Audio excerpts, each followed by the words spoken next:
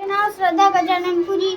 मी इयत्ता 5वीची विद्यार्थी। माझ्या शाळेचे नाव जिल्हा परिषद माध्यमिक शाळा पानकर्णेकर। आमच्या शाळेमध्ये एक ग्रंथालय राबवण्यात आलेले आहे। ग्रंथालयामध्ये छान छान गोष्टींची पुस्तके आहेत। मी हे पुस्तक घेतलेले आहे। या पुस्तकाचे नाव आहे बदक आणि सोन्याचे अंडे।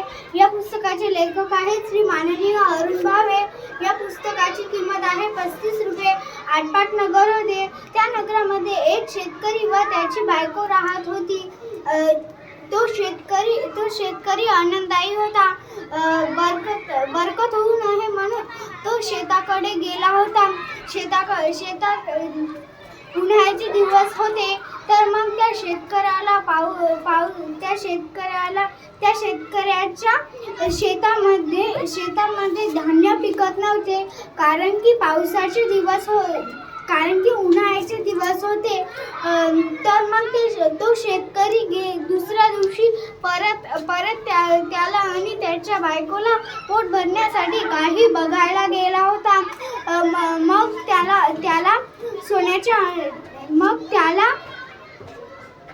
त्याला एक बदक गवसला। तो बदक दगडाच्या मागे लपून बसलेला होता। त्या दगडाच्या मागे माती होती व त्याच्यामध्ये एक बदक लपून बसलेला होता।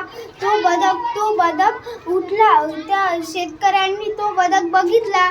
तो बदक त्या शेतकऱ्यांनी उचलला व आपल्या छातीशी लावले आणि घरी घेऊन आला। तर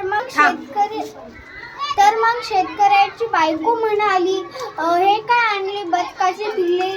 तर मग शेतकरी म्हणाला, मला एक बदकाचे पिल्ले। धन्यवाद।